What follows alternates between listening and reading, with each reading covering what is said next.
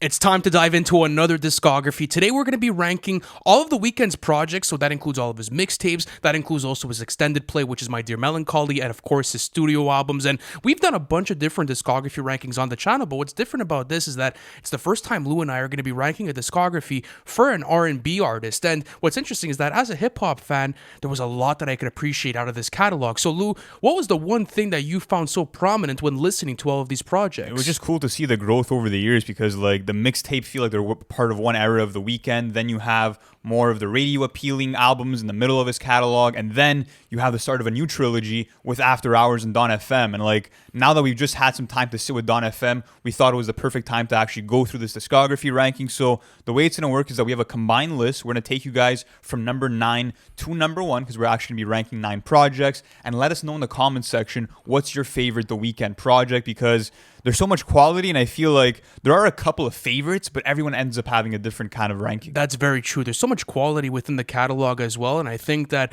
if we go wrong anywhere, guys, let us know in the comment section. If we maybe misplaced something, or you guys feel as if something should have been placed here, go for it. It's always fun interacting with you guys. So we started off, we go with Yeah, it? let's do it. So number 9 is Starboy, which came out in 2016, and a lot of people view this as being maybe The Weeknd's most pop-friendly album, this or Beauty Behind the Madness. And this project is at the bottom of the list, not because there's no redeemable qualities. I do feel like, for myself personally, my standouts are all the tracks where he collabed with Daft Punk, like Feel It Coming or Starboy. Those are my favorite tracks on the project. But I think the reason why it's at the bottom of the list is that it's 18 songs, and it feels a bit overstuffed. It kind of feels like it has more of a playlist vibe rather than this fully fleshed narrative. Even though there is a character that he's portraying as the Starboy, the songs kind of feel like they have a loose structure in connection with each other. That's very true. And I also feel as if when you take this album in contrast to the rest of his projects, this is maybe the least consistent album when it comes to soundscape as well, because of, let's say, how the other mixtapes were structured and how you're seeing, his newest albums being structured. But what I do like about this album is the fact that he actually took a lot of risks on this, because if you go back to his earlier catalog, of course, it was more R&B influenced, but there was actually some really nice hints of hip-hop within this. Example, on a song like Sidewalks. That's one of my favorite songs from him of all time, and it makes for this really nice landscape. Plus, I was reading an article where he was talking about, what he wanted to do with this. He wanted this to kind of be a victory lap for him in the way that he was gloating and the way that he was portraying himself, because very braggadocious. Exactly. If you go back to, let's say,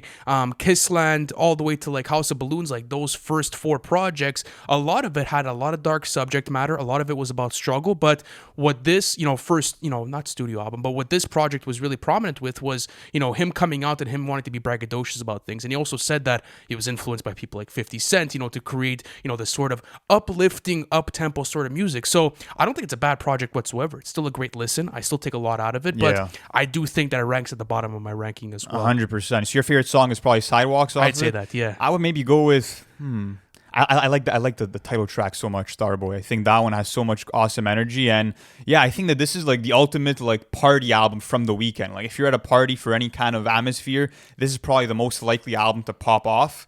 But let's now go into number 8, and this is Beauty Behind the Madness, which came out in 2015. And this album actually has 14 songs, features from Labyrinth, Lana Del Rey, and Ed Sheeran. And to me, this is a very interesting point in The Weeknd's career, because if you look at the transition he had from Kissland to Beauty Behind the Madness, this is the point where he shifted and he said, okay, you know what, let me try to make music that has more of a radio appeal. And this is the point where he also started introducing more trap style beats in terms of his production. And I feel like maybe the lyrics got a bit more simplistic for certain songs. But what was cool is that a lot of people look at this album in a bad way because they feel like, oh, he just sold out. This is the album where he just went pop and said, fuck that old sound that he was kind of innovating with prior. But to me, the way that I view it is The Weeknd saw that he was able to amass this huge fan base. But with this album, he's like, all right, let me turn this into generational wealth while still making quality music. And at the end of the day, that's what this album is. There's a lot of quality within it, and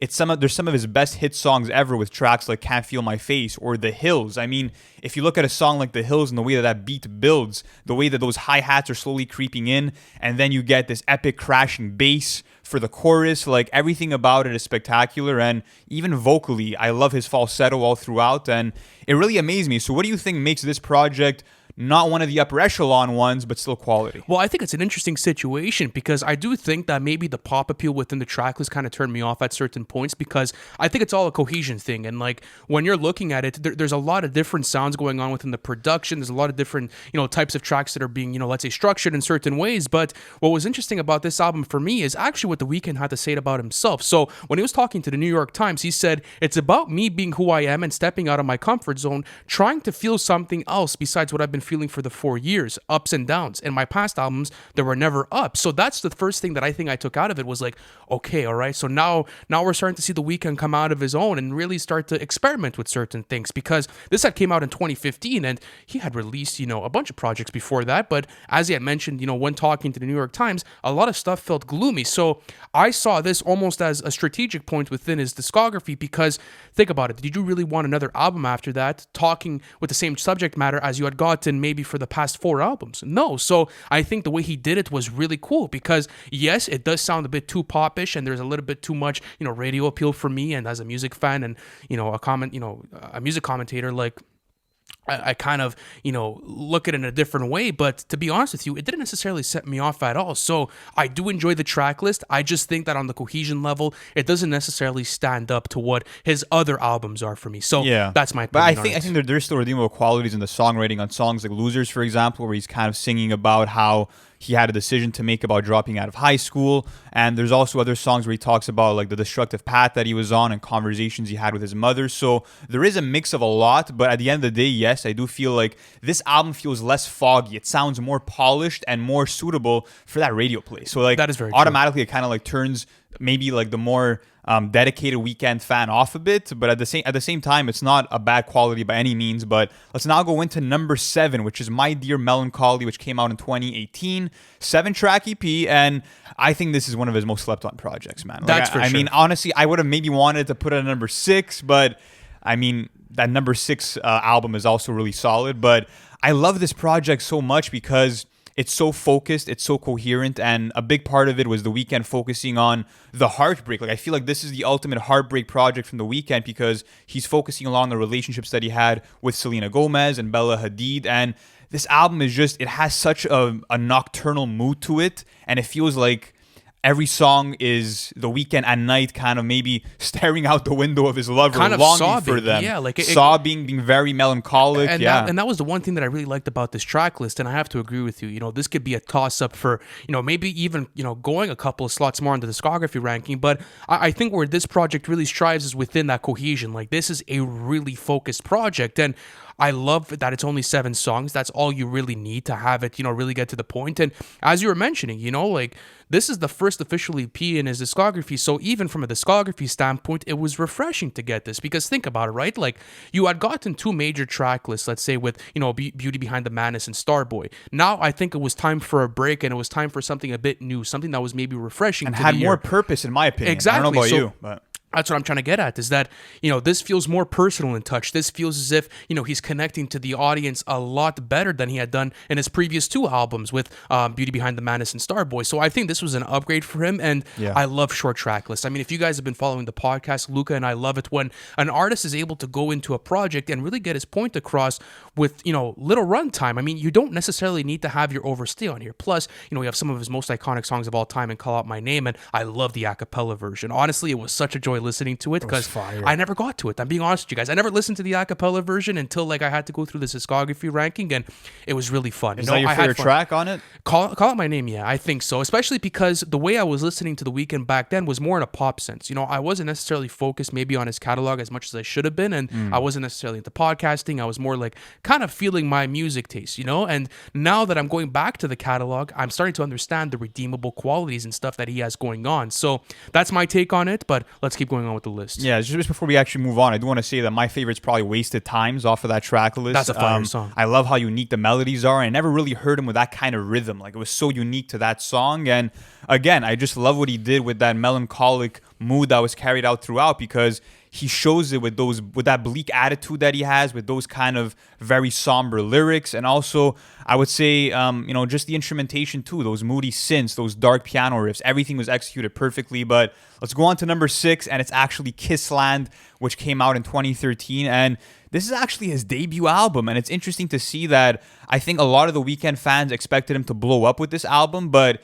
even though it did pretty well commercially, selling like 90,000 copies first week, it didn't really transcend into the mainstream. And I think a big reason for that is because you had that edgy R&B that was present in his earlier mixtapes still present here, just with maybe an addition of, let's say, some Asian dance influence and some other sounds that were kind of brought into it. But I think the major turning point and a reason why some Weeknd fans don't mess with it too much is that they feel like it's lacking on the relatability side of things, just because if you think about it, the whole I would say vision and concept of this project is the Weeknd being on tour and kind of how uncomfortable of a situation that was for him, and how he feels haunted by these new feelings and emotions, because prior to this moment in his life, he was, living in Toronto, didn't really see much of the world. So I think that was cool to have him execute that vision, and he also brought it through with the production because he wanted us to feel the same way that he was feeling like at this point in his life, and he brought that with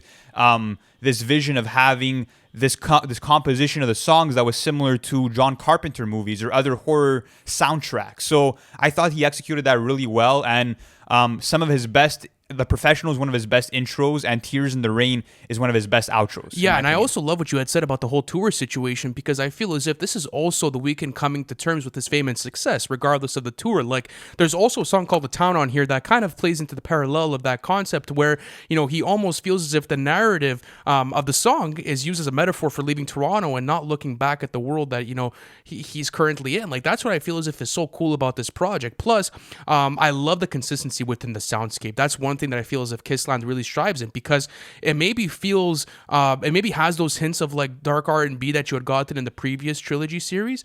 On the other hand, though, it kind of feels different because he also brought in some different producers. It was much different. It was structured much differently than what had, came out previously to it. So I think that Kissland is also a super underrated project within his album. You guys had actually asked us, to listen to it on our time, within the live stream, and listen. It was a great listen. I did it recently again, and I really found a lot of redeemable qualities. And dude, listen, The Professional is fucking amazing, dude. I love that song. I think it's probably one of my favorite intros within his whole discography. At one point, we have to do like a top 10 like Weeknd songs list, because that would be a fun video to do also. It would be a fun video to do. But I also love how he's also talking about like, the consumer entertainer life within this sort of album, because he's also starting to talk about, what type of addictions come with it, what type of false, let's say, expectations come with, wanting to reach that level of success and what comes with that. So I think that, yes, it maybe it lacks in the relatability factor, because a lot of listeners kind of gravitated towards that original trilogy series because of the relationship talk and everything else that went on with it. But this is different. This is relatable for him, and I think that this is a personal step for him. So I enjoyed it. I definitely enjoyed it as a listen. It was definitely great. And I mean, again, just the way that the production was very layered on this album, like they are on a lot of Weeknd projects, really amazed me, and just did a great job of showing his vocal range, I think, throughout the entire project too. So definitely a big W in my books, and I think it's super underrated by some Weeknd fans. But let's now go in to number 5, and this is when we started seeing some of the trilogy projects popping up. So number 5 is Echoes of Silence, which came out in 2011, and this is actually the third installment of the trilogy. It was the final one, and what's interesting about this one is that I feel like compared to the other two, there's less of a real concept, but there's more of a consistent mood, and it's more like atmospheric in terms of the production compared to the rest. It kind of feels like creepier and kind of more twisted, especially when you get to songs like Initiation, where he's talking about the kinds of situations that he's getting girls involved with just to be able to hang with his crew. And yeah, it's teetering on the line of like fucked up. I'm not gonna lie. No, it is. It's definitely a difficult album to listen to when you actually take into consideration the type of content matter in here. But what I like about this project is that there's actually a really personal touch to this, because he had created this album in Montreal, and what he had said about Montreal, this is our hometown, is that I didn't even know that he ever spent time here before, like researching this. Awesome. He said that he spent it here, and there's obviously the title track Montreal, which is the second track throughout the whole track. I love his singing in French on that, bro. Dude, it's fantastic. His crooning there was awesome. Shit, I didn't know the Weeknd has some French touch to him, you know. Yeah, Félicitations. But talking about the way that he was able to craft this, it said that he went through some of his darkest moments when creating this album and in Montreal. So what was cool is that I feel as if those moods and those sort of I would say sonic feels came out through the music when I was listening through the track list. And what was cool about it too is that I think that the Dirty Diana remake was fucking fantastic, and that's another big thing about his catalog is that I feel like he wears that Michael Jackson influence so heavy on his sleeve, and it's so prominent within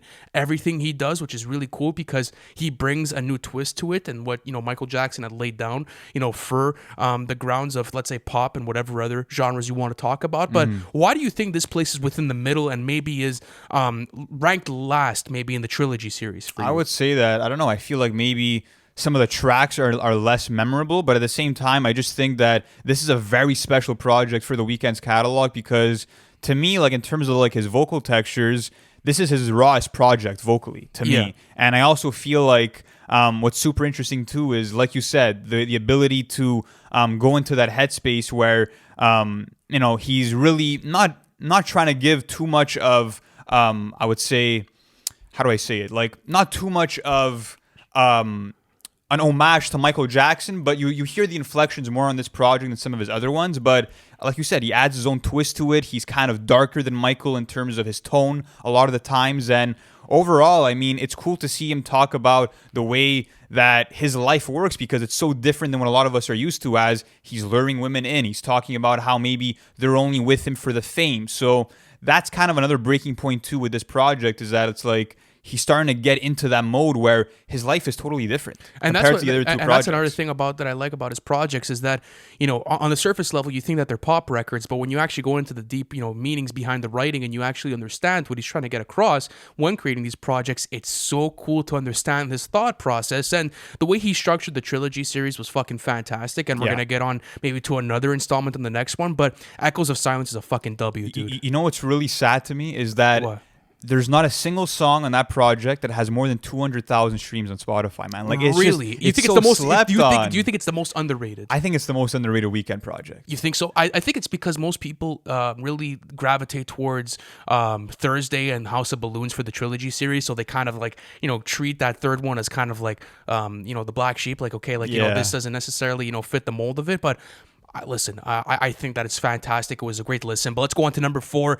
We have Thursday, and this is a great concept record, all right? And this was cool because I feel as if this is one of the first times in his discography where he really tried out a concept for an album. And what's nuts is that he did it once with Thursday. You don't really necessarily see it for the rest of his discography, but now it feels like he's following suit with the same formula he was using on Thursday for his newest studio album. So do you think that this was a very big milestone within his career, especially for the way that he's going to be shaping future concepts within albums? Yeah, it was definitely a huge milestone. I don't think that it's the first time he did a concept record, though, because I do feel like there maybe is a concept to House of Balloons if you look deeper into it, which I'll get into later on. But with Thursday, it's super interesting just because this is the first time that he kind of really portrayed characters, and I feel like he was more personal with this project than he was on House of Balloons because he's talking more from that first person perspective. And it was also cool to see him play characters for the first time because if you look at the intro track Lonely Star, he hires the pitch of his voice and he's kind of singing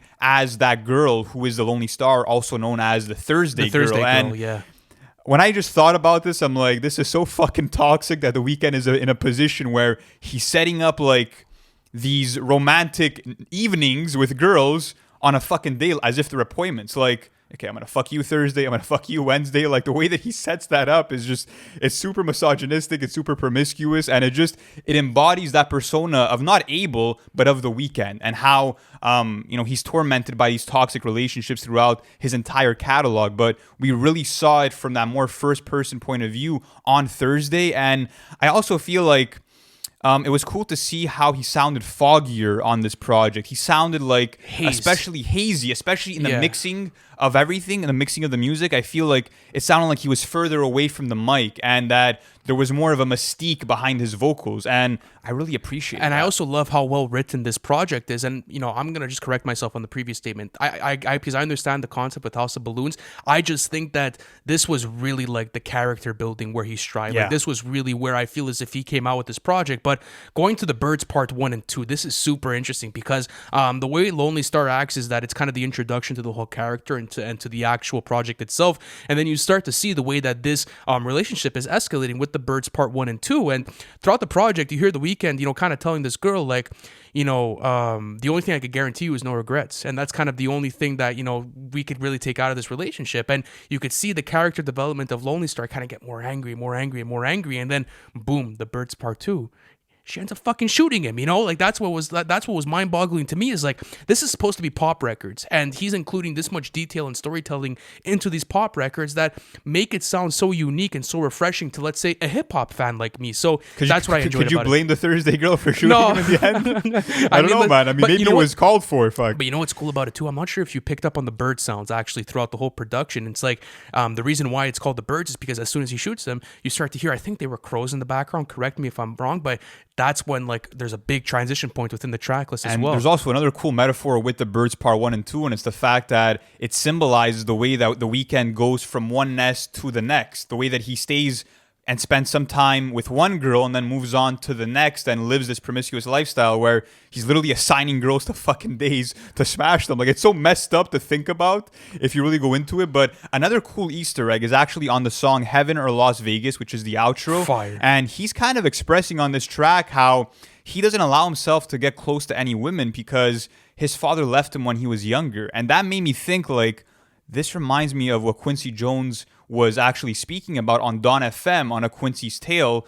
Is that the name of the track? Is it A Quincy's Tale? I think so. But anyways, I'll pull it up. Yeah. He had that interlude where he was talking about how he wouldn't allow himself to get close to any women because he didn't have a mother figure in his life for a large period of time. So it was cool to see the parallel A Tale by Quincy. from A Tale by Quincy from 10 years ago and how it related to Dawn FM all that time later. So overall, I think that thematically, it's one of the most tight Weeknd projects, and I feel like it's very distinct towards his sound. Like, this was a project that also proved that House of Balloons wasn't going to be a fluke. Like, he was here to stay with 2 back-to-back awesome releases. But let's go into our number 3 pick, and it's actually Dawn FM by The Weeknd. And we've only had about a month to sit with it, so why has it made such an impression on you that we're ranking it at number 3? Well, I think that you automatically understand what you're going to get into when listening to this album, even from Dawn FM. Like, I'm so captivated by the concept behind this record because it's a completely different switch than what you had gotten on After Hours, which we'll be talking about. But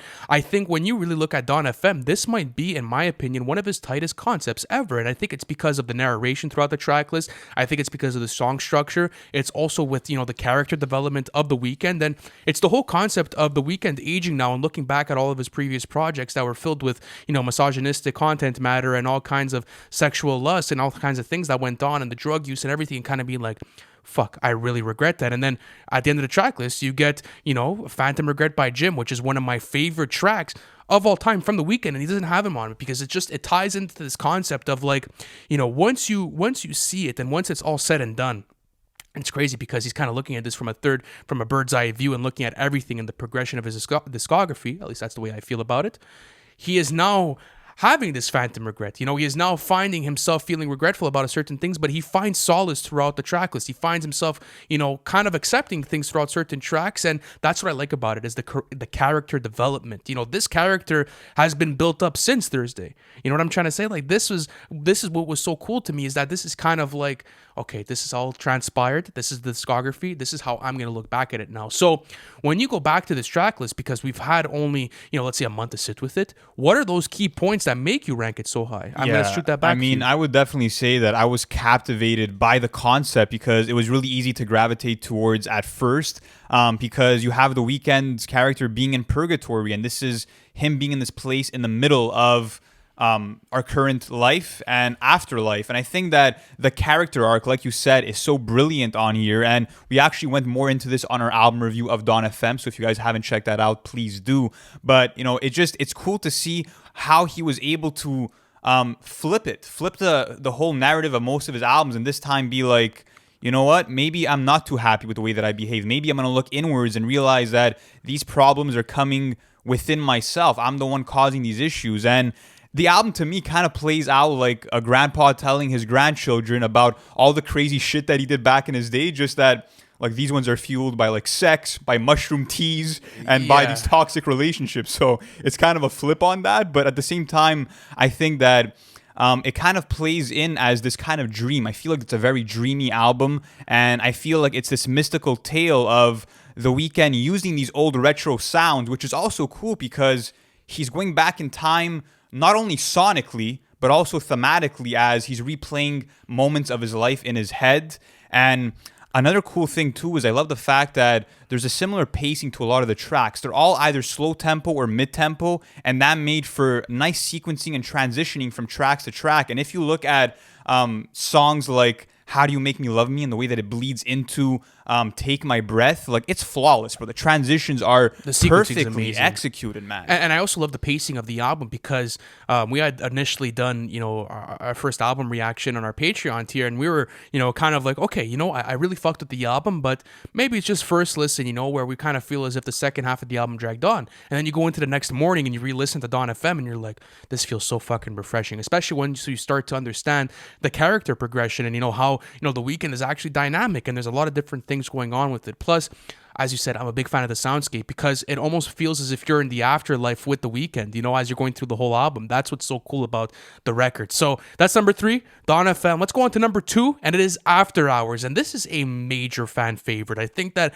everyone kind of stopped and really stared when, this was being rolled out because I feel as if all of the visuals that are connected to this album were flawlessly produced. I also think that when you look at, After Hours, what it kind of does better maybe than DONFM is that sort of, I would say, movie-esque feel to the whole album. Cinematic as exactly. fuck. So when you're going through this, man, like, what was that key difference for you when looking at After Hours and when looking at DONFM? And another question to attach to this, do you ever see DONFM going ahead of After Hours? Man, that's a good question. Like I was like thinking about that for a long time, but I think that like the reason why After Hours kind of edges it out for me is because to me, this is way more than an album. And don't get me wrong, I do love the simplistic rollout that came with FM, but to me, this is The Weeknd's greatest achievement at world building because before you got the album, you had gotten these music videos and you ended up getting into the mode of the character because he had this red outfit on, he had the messed up face with the broken nose. You also got a short film where he's kind of like has this interview with Jimmy Kimmel and you see that he's smiling for the crowd, and as soon as he walks off the stage, his smile slowly descends and he becomes very serious and you see that he's emotionally tormented. So I think that's what the album does better, is just creating this world, creating The Weeknd's own version of a Las Vegas, but instead of actually, I would say, gambling his money, he's gambling his health, he's gambling his relationships and his existence at the end of the day. And I think that that's what's super cool about this album, is the fact that the narrative is very strong all throughout. And I love the way that he's taking us through, the way that he doesn't want to stay in Los Angeles because he feels like it's bringing him down. He doesn't fuck with this level of fame anymore because it's all fake, it's all plastic. So what he's kind of, yearning for is to take his woman, who he's no longer with, and literally escape from LA, which we see on certain songs. And it's cool to see him actually OD as well. Well, it's not cool to see him OD, but like it was cool for the story to see him OD, and then how that transitions into Blinding Lights and how he's in the back of the ambulance. So like you said, it's the most cinematic Weeknd album, and I think that production-wise as well, it might be his best because the way that he captured that old 80s dance sound and the disco aesthetics and all that stuff, like it was mind-blowing. And even if you look at a song like In Your Eyes and the way that the beat slowly builds, I love beats that build because if you look at Starboy, a lot of the tracks kind of became stagnant in terms of the production, but on a song like In Your Eyes, you have a saxophone that creeps in. You have electric guitar chords that play at certain moments as the beat progresses. So that was a major standout for me, but what do you think is, let's say, the pivotal point of the album, let's say. I think it's what type of environment you're in when listening to this album, because the album feels reckless. It feels as if there's this certain level of toxicity that's been building up from the beginning of the catalog that kind of overboils within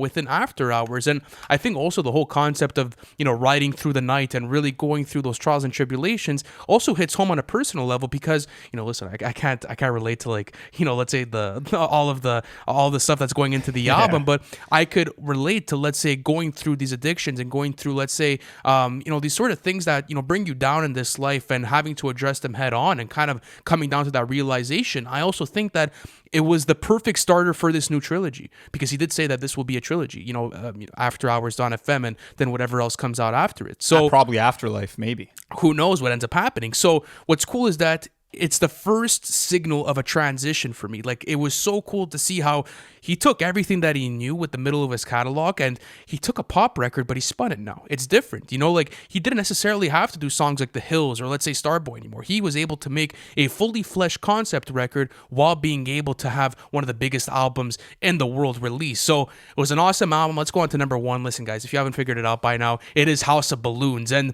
I think that just when you look at it from an impact standpoint and what this did for the R&B lane and even pop lane for years to come was fucking incredible. I also think that when you look at the soundscape of this album, it perfectly encapsulates that cold Toronto sound that was meshed in beautifully with that dark R&B texture. So when looking at House of Balloons, why do you think it's his greatest achievement? I think that this is definitely his greatest achievement, because, like, just going back to when House of Balloons came out, I mean, it was cool just because myself included and a lot of music fans had no fucking clue who The Weeknd was. Yeah. We had no idea what he looked like, and that was a first for an R&B artist was coming up, because usually that's what sells your music too, is that image. But with The Weeknd, it was all a big fucking mystery, and it was cool to see how the impact was all based on the music and how revolutionary it was, because in that early 2010s period, I feel like R&B was kind of getting formulaic a lot of the times, and The Weeknd just came in with this alternative sound that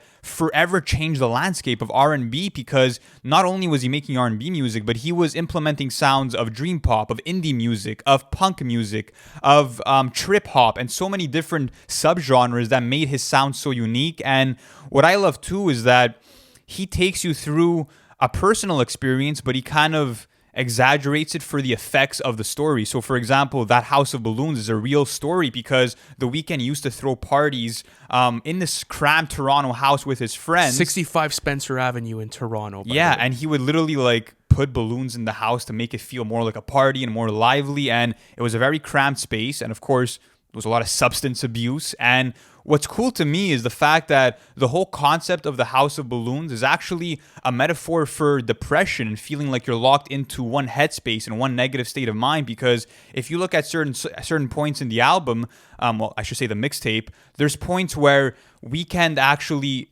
brings up lyrics of feeling claustrophobic in that house and how they have to open a window and crack it because they're hotboxing the whole house, and they feel like they're kind of trapped in this house of balloons, the same way that The Weeknd feels like he's trapped in his depression and he feel like he can't escape this state of mind. And that's kind of what I took away from the project and why it feels like it's his most impressive, because it was so raw. And also, if you look at certain songs like High for This, the way that the instrumental starts ringing off from your left ear to your right ear, just so atmospheric, my guy. And I just feel like there's so much material on this project that I go back to. Like, to me, songs like Wicked Games, High for This, The Loft. I mean, there's just so many moments. Not the Loft music, my bad. There's so many memorable tracks, and it's the Weeknd project that over the years I revisited the most personally. And that's facts. I think that when you look at replay value, this really takes it for me. I always go back to this album, and my favorite song is What You Need. I love the production on that song, bro. It puts you in a sort of headspace where, like,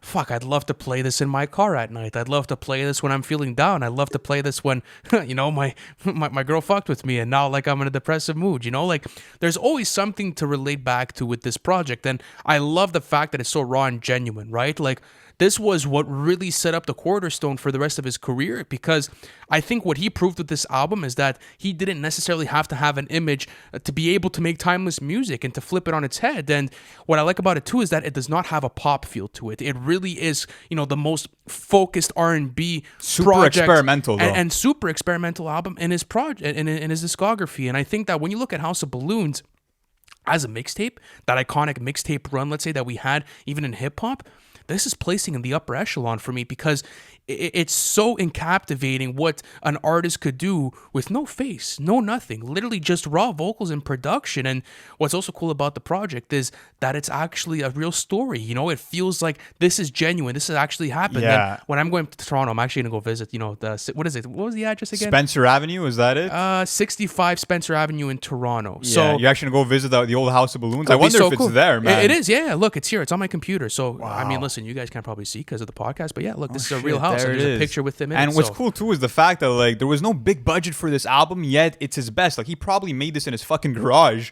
with no money. You know what I mean? That's what's the most impressive to me, is that it's just, it's pure talent that ended up crafting this legendary project. I have a question for you, okay? Yeah. So there's the whole thing with Take Care, right? Attributed to this mixtape.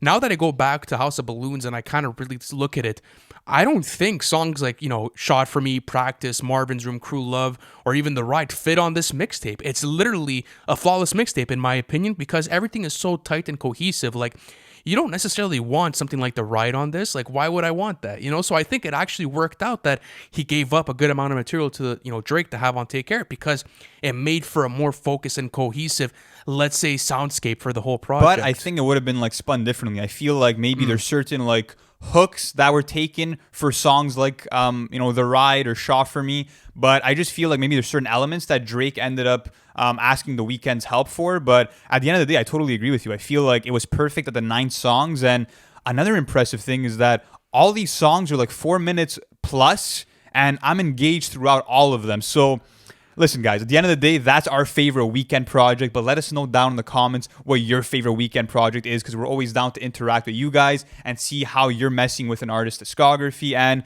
please smash that like button, help this get across to more Weeknd fans, and subscribe if you haven't already, because we'll be doing more discography rankings like this on a regular basis. So thank you guys so much for coming in, and we'll catch you in the next one. Thanks for watching the full video, and if you're new to NFR, be sure to hit that subscribe button, as we'll be keeping you guys updated with the latest album releases in terms of update videos, album reviews, and our own original series on the weekly. And we also have our Patreon plan available in the description below, where you can access weekly bonus content and also access to our Discord. So be sure to check out all of that, and we'll catch you in the next one.